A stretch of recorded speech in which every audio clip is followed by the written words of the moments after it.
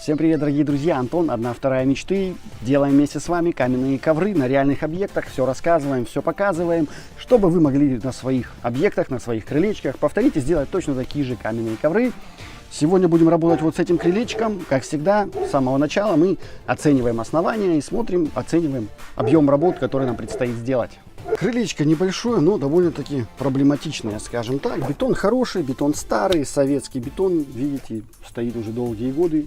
Прочный, ничего с ним не происходит. Ну и заливали его тоже по-советски. Видите, какие шишки под дверью. Здесь тоже все очень и очень кривенько. С этим всем придется сейчас бороться, вышлифовывать, делать ровные основания. Здесь вот вообще вон так вот опалубка у них запала, когда заливали. Ну, конечно, это проблематично достаточно. Здесь торцом вообще смотреть страшно, что с этим делать.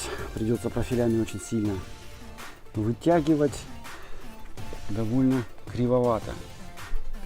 Но ничего, все это поправимо, с этим можно работать. Главное, что крыльцо прочное, надежное, и на него можно ложить каменный ковер.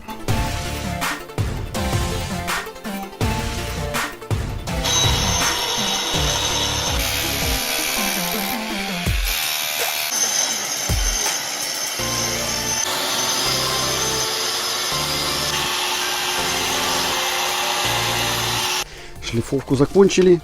Примерно вот так все получилось. Подровняли, насколько это было возможно. Видите, профиль под дверью уже лег. На верхнюю ступеньку тоже уже профиль уложили. На горизонталь мы выкладываем 1-сантиметровый профиль. Для горизонтального слоя этого достаточно. А на вертикали у нас будет 6-миллиметровый профиль, шестерочка. Здесь вот у нас большая проблема возникла. Видите, ступени совсем не хватает, чтобы ровно было. С помощью профилей мы вытягиваем. Поправляем геометрию, приходится вот такую операцию проводить. Ты нырнул ко мне сюда. Сюда надо? Да. Профили используем алюминиевые с анодированным покрытием, гнущиеся. Очень удобно, комфортно с ними работать, потому что можно просто подрезать перфорацию, просто загибаем и получаем угол 90 градусов. Не нужны никакие запилы под 45 градусов. С ними очень тяжело, и угол получается острым, царапается, цепляется. Ну и в принципе стыкануть такой угол очень сложно, тяжело. А здесь же все просто и доступно. Сами профили прокладываем серпянкой, для того, чтобы площадь соприкосновения с крыльцом была побольше. И уже монтируем эпоксидной шпаклевкой, двухкомпонентный состав, очень прочный, мощный, но при этом быстро работающий. Поэтому надо работать с ней аккуратнее, быстрее. Промазываем профили серпянкой, и уже через пару часов можно ложить каменный ковер, профили уже будут зафиксированы. Профили зашпаклевали, укрепили. Здесь вот давайте покажу, какую историю мы тут смастерили. Вот так вот мы нависли, видите, такая ямина получилась. Ну ничего, мы сейчас камнем ее заложим.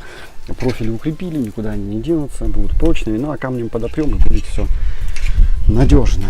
В принципе все, сейчас мы загрунтуем поверхность, ждем пока все застынет, и можно будет наносить камень. Грунт используем однокомпонентный, полиуретановый, расход 200-300 грамм в зависимости от прочности бетона, от его пористости.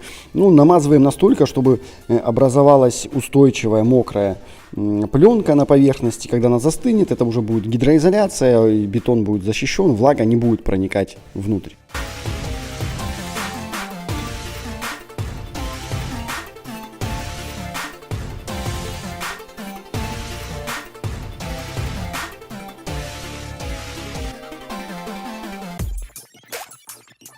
Ну что, друзья, мы пообедали, приехали обратно на объект. Грунтовка уже встала, очень жарко. У нас сегодня почти что плюс 30, 28 градусов. Профили уже держатся прочно. Видите, я сижу, ничего не боюсь, никуда не прилипаю. Поэтому время остается. Сейчас у нас 4 часа дня.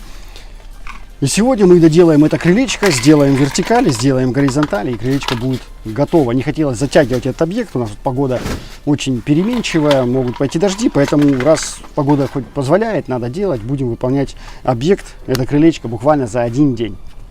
Сейчас замешиваем клей для вертикального нанесения каменного ковра, эпоксидный, двухкомпонентный, густая паста, замешиваем Сначала будем замешивать 300 грамм, нанесем на вертикаль.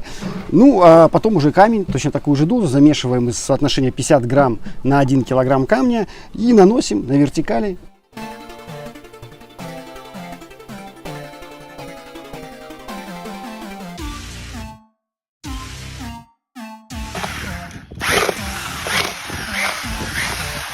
И начинаем наносить на вертикальную поверхность каменный ковер. Буду вот снимать на фоне вот таких вот ромашек. Не знаю, что это за цветы. Надеюсь, они нам не помешают. Будет только экзотичней. Съемки у нас получится. Намазали поверхность сплошным слоем. Там, где мы не намажем, там камень не приклеится. Поэтому очень тщательно, внимательно, под профилями везде смотрим, в каждый уголок заглядываем. Замешали камень. Пропорция 50 грамм клея на 1 килограмм камня. Наносить с помощью вот такой вот будем кельмы для венецианской штукатурки, она называется. Ну, в принципе, можно любой другой инструмент, удобный для вас, использовать. В пульверизаторе у нас спирт чистый, без воды. Можно использовать технический, можно использовать питьевой, этиловый спирт, неважно. Главное, чтобы он был чистый, без воды, потому что полимеры с водой не дружат. Впрыскиваем кельму спиртом и буквально вот так, как штукатурку, начинаем наносить камень. Как видите, он легко и просто приклеивается. Ну и все, дальше просто штукатурим. Проявляете свои штукатурные способности, возможности, чтобы сделать стеночку максимально ровной. Каждый раз, когда выкладываем новую порцию, наносим, сбрызгиваем и заново. Все неровности, которые, вот видите, на стене были, да, остатки опалубки, все эти некрасивости, которые были, мы сейчас сравняем, и будет ровненькая, красивая стена.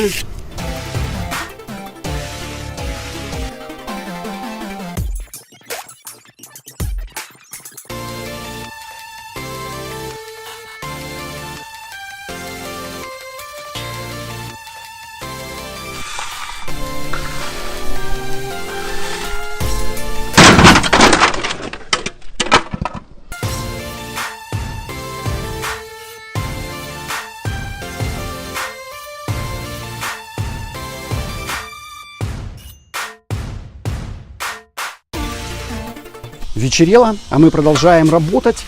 Замешали уже камень для горизонтального нанесения. Используем гальку реликтовую 5-10. Она нормально ложится в сантиметровый слой, она плоская, поэтому можно уложить. Если, конечно, она была бы более корявая, то было бы достаточно тяжело укладывать в сантиметровый слой.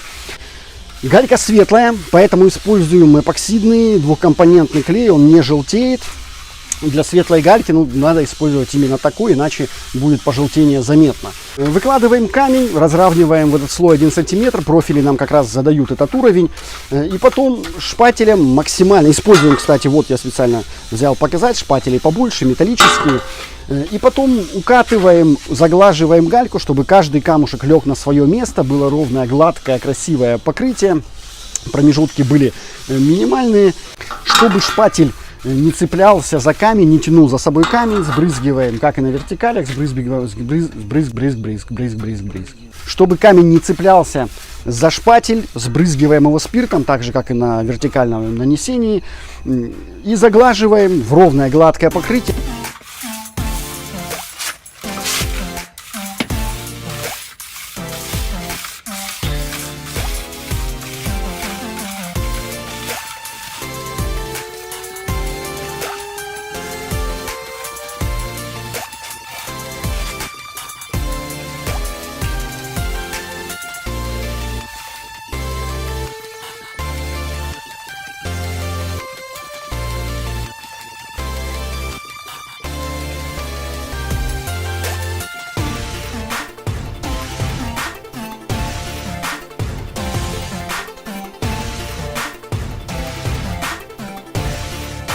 Давайте посчитаем, во сколько обошлось это крылечко. Ну а мы пока будем покрывать финишным лаком и, в принципе, заканчивать этот объект.